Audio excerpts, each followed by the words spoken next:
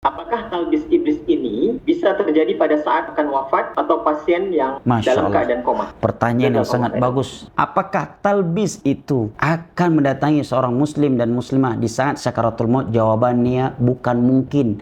Justru itulah detik-detik terakhir, perjuangan terakhir iblis dan belantaranya. Dan itu adalah peperangan yang paling dahsyat dari iblis dan bala tentaranya terhadap seorang mukmin. Jangankan kita jemaah, Nabi dapat perintah khusus dalam surat Al-Mu'minun. Coba baca surat Al-Mu'minun. Akan Anda lewati sebuah ayat yang berbunyi, wa qul a'udzu bika rabbi ay yahdurun. Wahai Muhammad, katakan, berdoalah engkau kepada Allah, ya Allah, aku berlindung kepadamu jangan sampai mereka hadir ketika aku diwafatkan.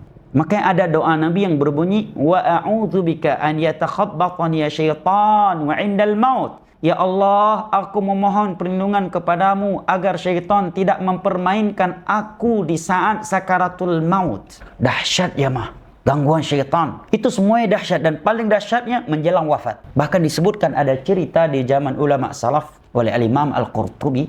Ada sebagian ulama salaf di saat menjelang wafatnya dalam kondisi sakit parah, orang-orang di sekitarnya mengucapkan qul la ilaha illallah, katakan la ilaha illallah. Dia pun membantahnya, la, tidak. Mereka pun kembali mengulanginya, qul la ilaha illallah. Ini ulama nih yang sedang sakit parah, ucapkan la ilaha illallah. Dia pun membalas, la, tidak akan aku ucapkan. Begitu dia mulai membaik, mulai normal, mereka menyampaikan, kenapa bisa seperti itu? Kenapa Anda mengatakan tidak dan tidak ketika kami memerintahkan Anda mengucapkan la ilaha illallah? Maka ulama tersebut menjawab, ucapan tidak saya tadi bukan untuk kalian yang menyuruhku mengucapkan la ilaha illallah, tetapi untuk setan. Yang pertama tadi dia menyatakan kepadaku, mut nasraniyan, matilah engkau sebagai Nasara, pasti kamu akan masuk syurga. Aku pun mengatakan la. Setelah itu kalian mengucapkan la ilaha illallah. Kemudian dia menyampaikan kepada aku, mut yahudiyan, matilah engkau sebagai orang Yahudi agar masuk syurga. Aku pun menjawab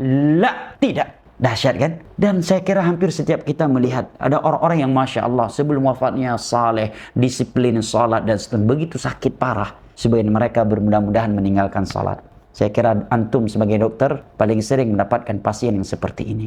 Sebagian mereka diberikan bisikan oleh syaitan dari kalangan jin dan bisikan fatwa dari syaitan kalangan manusia. Nanti aja kalau udah sembuh kamu salat, kamu qadha. Ini bisikan dari syaitan dan fatwa dari kalangan jin, dan ini fatwa dari syaitan kalangan manusia. Nabi sakit parah tetap salat. Dan kemudian siapa yang menjamin seseorang itu akan sembuh sehingga dia bisa mengqadha salatnya?